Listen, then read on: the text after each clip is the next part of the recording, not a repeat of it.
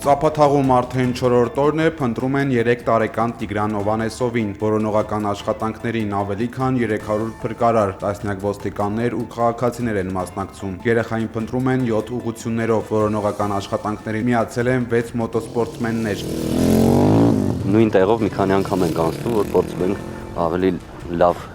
նայել էլի, սաղ փորձում ենք։ Հայաստանի ազգային մոտոսպորտի 6 անդամներ ամենագնացներով հնարավոր ամեն տեղ փնտրում են փոքրիկին։ Վերջին անգամ երեխան մեծ եղբոր հետ է եղել։ Եղբայրը համր է, չի կարողանում խոսել։ Երբ հարցնում են փոքրիկի մասին, նա միայն մի բան է ցույց տալիս։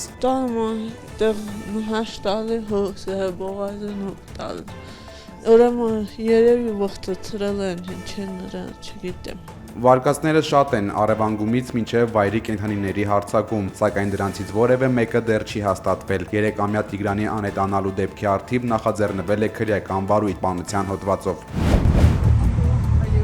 Հայաստանի վարչապետ Նիկոլ Փաշինյանը մասնակցել է Փարիզի խաղաղության ֆորումին, մասնակիցների հետ հարց ու պատասխանի ժամանակ նշել, որ Հայաստանը որևէ տարածքային նկրտումներ չունի իր 4 հարևաններից եւ ոչ մեկի նկատմամբ, եւ դա ամրագրված է նախաստորագրված խաղաղության փաստաթղթում։ Նույնիսկ եթե կարող են ինչ-որ ենթադրություններ լինել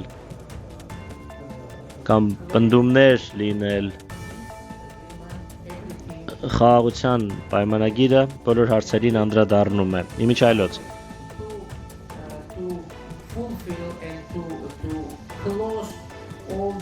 Բոլոր այդ թեմաները փակելու եւ լուծելու համար զենտամենը անհրաժեշտ է ստորագրել եւ ավելացնել խաղաղության պայմանագիրը եւ դրանից հետո այն ձեռք կբերի բարձրագույն իրավաբանական ուժ եւ այլ մեկնաբանությունների հնարավորություն չի լինի։ Փաշինյանը վստահություն է հայտնել, որ նախաստորագրված պայմանագիրը ել ավելի է մոտեցրել հարևան Թուրքիայի հետ սահմանների բացմանը, հավելելով, որ հիմա որևէ խոչընդոտ չկա սահմանների բացման համար։ Ես կարծում եմ, որ մենք հասնում ենք մի հանգրվանի, որում կունենանք լիարժեք դիվանագիտական հարաբերություններ, կունենանք բաց սահմաններ, կունենանք տնտեսական համագործակցություն, քաղաքական համագործակցություն եւ կլինենք նորմալ հարևաններ։ Ես հավատում եմ, որ այդ պահը մոտենում է, գալիս է եւ այդ պահը կգա շուտով, բայց տեստույկ երբ ես չեմ կարող ասել հիմա։ Խաղաղության ֆորումի շրջանակներում Փաշինյանը հանդիպել է Մոլդովայի նախագահ Մայա Սանդուի հետ։ Երկու երկրների առաջնորդները քննարկել են Հայաստան-Մոլդովա երկկողմ հարաբերությունների զարգացման հեռանկարները, ժողովրդավարական բարեփոխումների առաջմաղման ու տարածաշրջանային անվտանգության առնչվող հարցեր։ Երեկոյան էլ Փաշինյանը մասնակցել է Ֆրանսիայի նախագահ Էմանուել Մակրոնի անունից Ելիսեյան պալատում տրված ընթրիքին։ Եվրամիության արտաքին գործերի եւ անվտանգության քաղաքականության ներկայացուցիչ Կայա Կալասը Երևանում ընթացող Եվրանեստի խորհրդարանական վեաժողովի 12-րդ լիագումար նիստի մասնակիցներին ուղարկված ուղերձում ասել է մեջբերում օգոստոսի 8-ին Վաշինգտոնում ձեռնարկված պատմական քայլը տարածաշրջանը մոտեցրեց կայունության եւ երկարաժամկետ խաղաղության։ Եվրամիությունը աջակցում է Հայաստանի եւ Ադրբեջանի հարաբերությունների կարգավորման գործընթացին, որն ուղղված է կայուն խաղաղության, բարեկեցության եւ զարգացման։ Կալասը նաեւ նշել է, որ ընթացիկ կարգավորման գործընթացը տալիս է աննախադեպ տնտեսական հնարավորություններ, սահմանի բացում, խաչմերուկային կապերի ձևավորում, մարդկանց միջև շփումների եւ վստահության խորացում։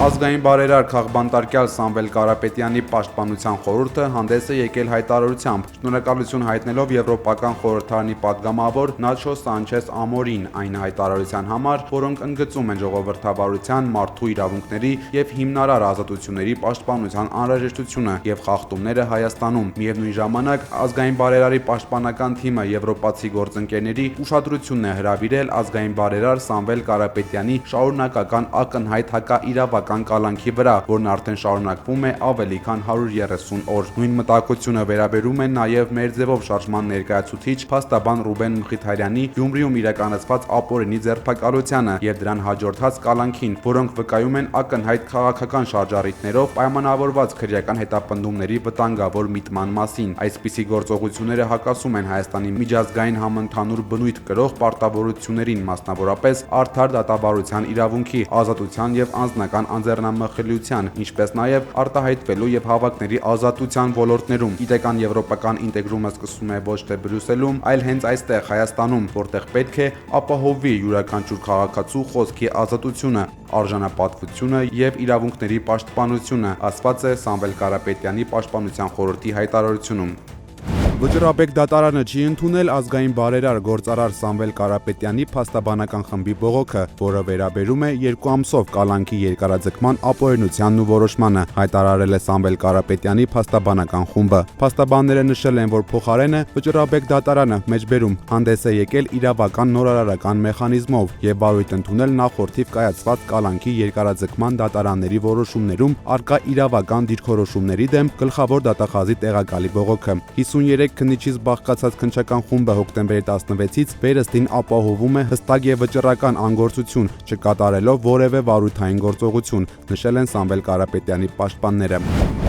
Արտիկի քրեկատարողական հիմնարկից ուղերձը հղել արդեն 10 օրից ավելի ապօրինի կալանավորված մեր ձևով շարժման անդամ փաստաբան Ռուբեն Մխիթարյանը։ Խաղբանտարկյալը շնորհակալություն է հայտնել բոլոր նրանց, ովքեր իր կողքին են, մեջբերում անազատության մեջ ավելի ազատ եմ ավելի քան երբևէ։ Հայաստանում արդարություն լինելու է ու պայքարելու եմ մեր ձևով, չեմ կոտորվելու մեր ձևով։ Ազգային ժողովի Հայաստան խմբակցության падգամավոր Գառնիկ Դանելյանը իր գործընկերների հետ այցելել է ԱԾ մեկուստարանում գտնվող Բագրատ եւ Միքայել սրբազաններին։ Սրբազանները կոչ են արել, որ փորձություններով լի այս ժամանակներում բոլորս պետք է համախմբենք հայ առաքելական Սուրբ եկեղեցու շուրջ, որևէ պահի չընկրկենք, չնահանջենք ճշմարիտի ու արդարության համար մղվող պայքարից։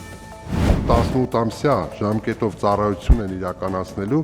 25 թվականի ձմեռային զորակոչից սկսած պարտադիր զինվորական ծառայության զորակոչված քաղաքացիները։ 2025 թվականի հունվարի 1-ից ձմեռային զորակոչից սկսած պարտադիր զինվորական ծառայության երկամյա ժամկետը կրճատվել է 6 ամսով, դառնալով 1.5 տարի։ Նախագիծը այսօր ընդունվել է կառավարության նիստում։ Պարտադիր զինվորական ծառայության ժամկետը կրճատվել է ի հաշիվ պայմանագրային զինծառայողների թվի ավելացման։ Նախագծի ընդունմամբ նախատեսվում է նաև 2027 թվականի երկրորդ կիսամյակից կրճատել պարտադիր զինվորական ծառայության կազմակերպման ծախսերը։ Իշխանական քաղաքացիական պայմանագիր կուսակցությունը մեծ թափով պատրաստվում է խորհրդարանական ընտրություններին եւ սկսում տեխնացուների առաջադրումը։ ԿՊ համամասնական ցուցակի համար տեխնացուների գրանցումը կկատարվի դեկտեմբերի 1-ից 31-ը։ Տեխնացուները սակայն մինչև 2026 թվականի փետրվարի 5-ը պետք է վճարեն առաջադրման վճար։ ԿՊ անդամները 500,000 դրամ, իսկ ԿՊ անդամ չհանդիսացող անձինք 1.5 միլիոն դրամ։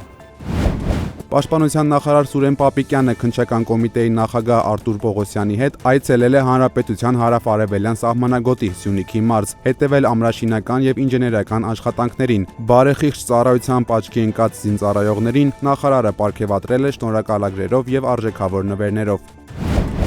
Արտաշատում բնակվող 39-ամյա տղամարդու տամբակում իրավապահները հայտնաբերել են ավելի քան 4 կիլոգրամ կանեփ, սվինդանակ եւ ինքնաձիգի 28 փամփուշտ։ Ջերմատանը կից կիսակառույց շինությունից էլ պայթուցիչով նռնակ են գտել։ 39-ամյա տղամարդը ձերբակալվել է։ Կատարվում է նախաքննություն։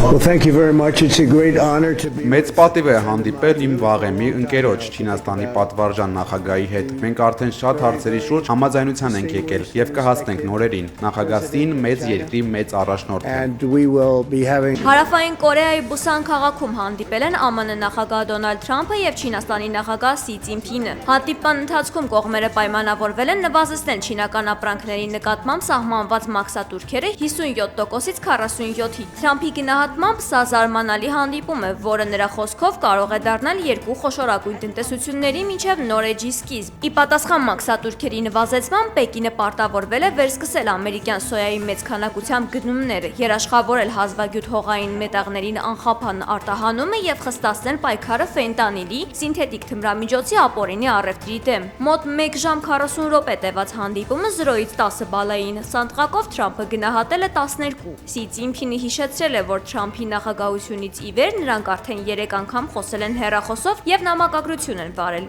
Մեր փոխադարձ հարաբերությունները ընդհանուր առմամբ մնացել են կայուն։ Մենք միշտ չէ, որ ամեն հարցում նույն կարծիքին ենք, եւ դա բնական է աշխարհի երկու առաջատար տնտեսությունների համար։ Երբեմն կարող են առաջանալ տարաձայնություններ, բայց քամիների, աներիքների ու փորձությունների դիմաց դու եւ ես, որպես Չինաստան-ԱՄՆ հարաբերությունների ղեկին կանգնած առաջնորդներ, պետք է պահպանենք ճիշտ ուղին եւ ապահովենք, որ այդ հսկայական նավը Չինաստան-ԱՄՆ ԱՄՆ հարաբերությունները, անխափան շարունակի իր ընթացքը։ ԱՄՆ-ն ու Չինաստանը պետք է լինեն ընկերներ եւ գործընկերներ։ Ես միշտ հավատացել եմ, որ Չինաստանի զարգացումը քայլում է համընթաց քո տեսլականին՝ Ամերիկան դարձնել նորից մեծ երկիր։ President Xi is a great leader. Անդրադառնալով Ուկրաինայի պատերազմին, Թրամփը ասել է, որ Սին կօգնի այդ հարցում, բայց ըստ էության իրենք շատ անելիք չունեն։ Երկու կողմերն էլ խրվել են մարտերում եւ երբեմն պետք է թույլ տալ, որ նրանք կռվեն, ասել է ԱՄՆ առաջնորդը։ Թրամփ-Սի հանդիպումից հետո տնտեսագետները շտապել են հայտարարել, որ երկու երկրների միջև առևտրային լարվածության թուլացումը դեռևս չի նշանակում երկարաժամկետ կայունություն։ Չնայած ձեռք բերված համաձայնությանը, ԱՄՆ-ն ու Չինաստանը շարունակում են մրցակցել տեխնոլոգիական, ֆինանսական եւ աշխարհաքաղաքական ոլորտներում։ ԱՄՆ նախագահը X-ի իր միկրոբլոգում գրառում է արել, որ ինքը հանձնարարել է պատերազմի դեպարտամենտին սկսել ԱՄՆ-ին միջուկային զենքերի փորձարկումները, քանի որ մյուս երկրները իրականացնում են միջուկային փորձարկումներ։ Այդ գործընթացը անմիջապես կմեկնարկի։ Լրագրողների հարցերին, թե ինչու փոխեց միջուկային ծրագրերը եւ ինչու են պետք ավելի շատ միջուկային փորձարկումներ, Դոնալդ Թրամփը հրաժարվել է պատասխանել։ Ռուսական ուժերը գիշերը հարվածել են Ուկրաինայի Զապորոժիեի մարզին։ Հիմնական թիրախը եղել են Ուկրաինայի էներգետիկ ենթակառուցվածքները։